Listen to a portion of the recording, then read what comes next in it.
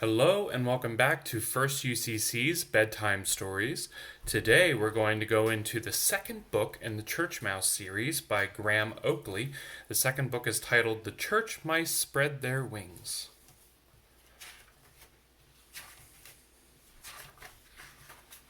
We're going to be reading part 1 tonight. Humphrey the school mouse had been reading again. And one pleasant afternoon in Wardlethrop churchyard, he began to lecture his fellow church mice. "We've become victims of the rat race," he told them, "crushed by the pressures of modern life. Our nerves are being torn to shreds in the mad struggle for survival." At this moment, everyone went indoors for tea.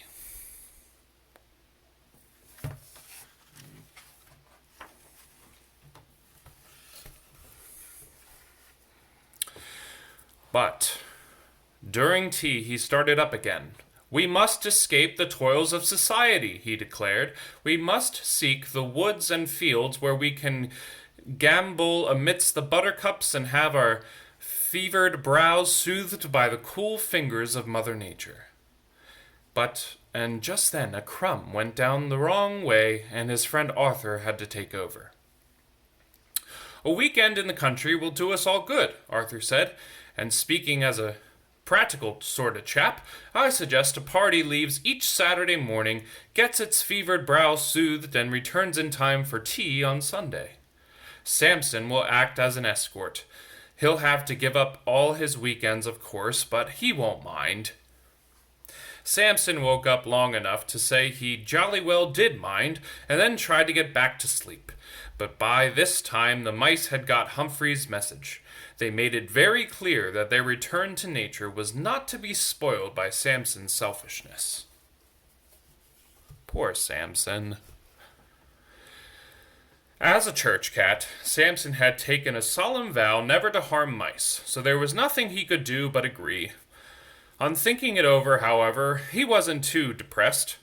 Mice being mice, it seemed possible that the first outing might be the last. All the same, he made a secret wish that something terrible would happen, just to be on the safe side.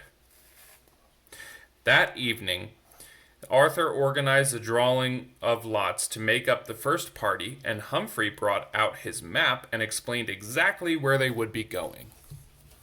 Look at all them looking at this map.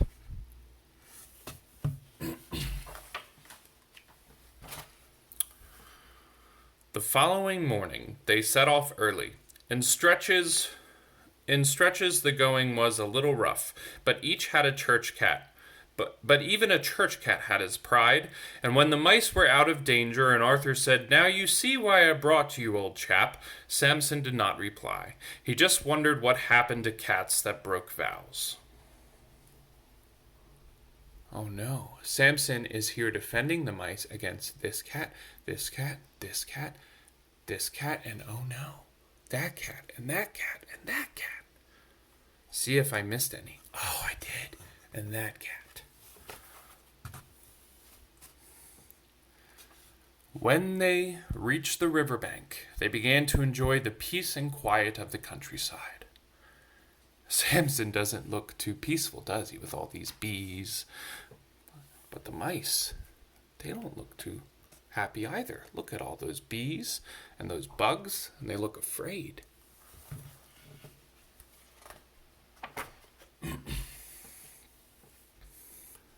After they had enjoyed quite a lot of peace and quiet, Arthur, who had found a boat, suggested a river trip. Everyone thought this is a splendid idea. Even Samson, though something made him faintly uneasy. He couldn't think quite what.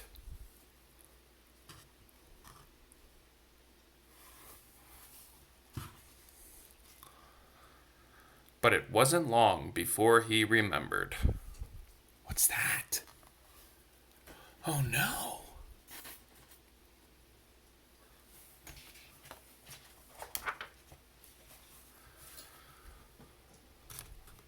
Luckily, everyone held on tight. because when they surfaced, they found themselves being tossed by gigantic waves. "We've been washed out to sea. All is lost," shrieked the mice. However, in due course, their boat hit a rock, and they were able to struggle ashore. When Mother Nature has finished soothing our fevered brows, perhaps she could give us a good rundown as well, said Samson bitterly as they stood dripping by the water's edge. This made Humphrey very angry. "Here we are, cast up as a foreign and exotic shore, and all you can do is make silly jokes," he snapped, studying the map, which had got a little damp.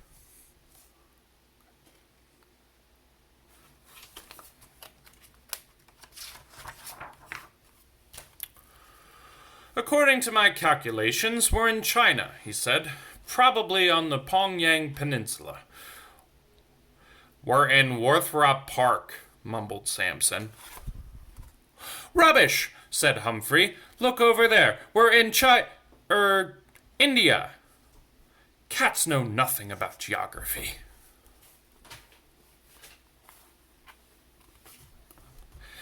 This was too much for Samson.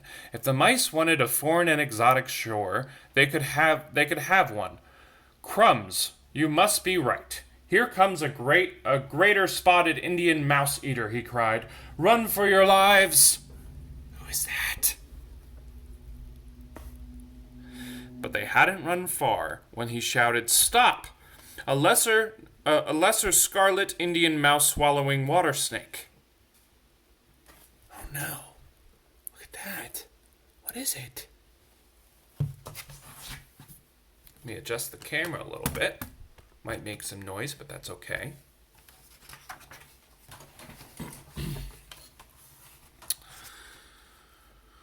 With mouse eaters behind and mouse swallowers ahead, the mice were convinced their last hour had come. Samson was heard to remark that creatures who were just walking dinner should have stayed at home in the vestry.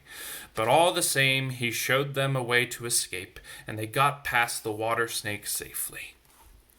Look, Samson is helping the little mice across by making a bridge with one of these plants. They're able to escape the water snake. Then the jungle closed in. The mice grew more and more tetchy and homesick. They said it would be nice to see some proper British flowers instead of these nasty, vulgar, foreign-looking things.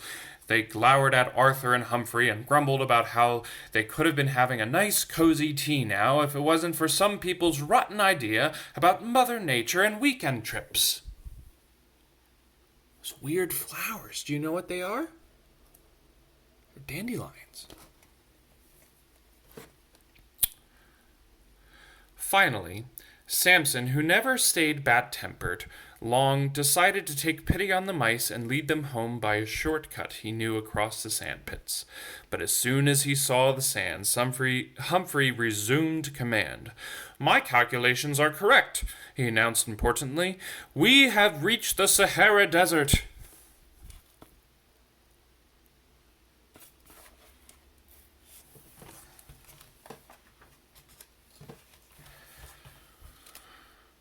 Samson pointed out a steeple and some oak trees and said that you didn't see many of those in the Sahara, but Humphrey only looked at him pityingly.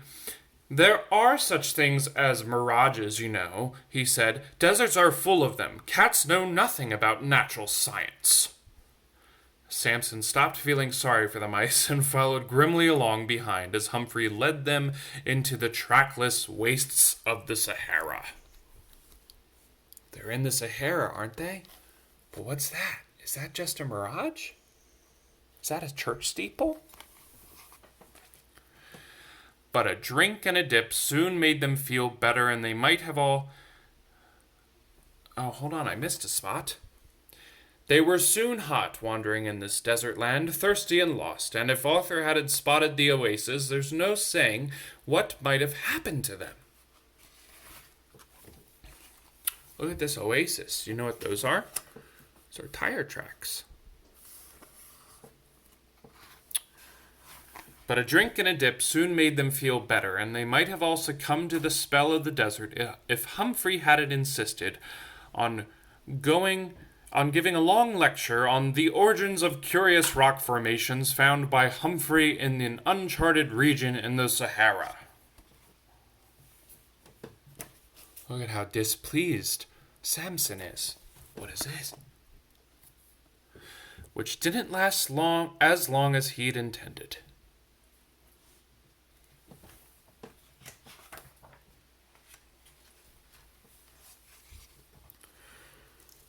"Earthquake!" shouted Arthur. "Every mouse for himself!" Fortunately, there was only one way to run. The Sahara ended at the river, where they scrambled onto a branch of driftwood because Humphrey said it was dangerous to stay on land in the vicinity of a seismic fault. "We are now in the Mediterranean Sea," he announced. "If we turn right at Gibraltar, we should be home in time for dinner." Here's the earthquake that they were talking about. There's Samson, the little mice.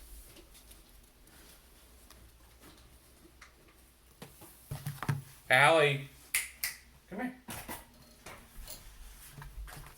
Okay.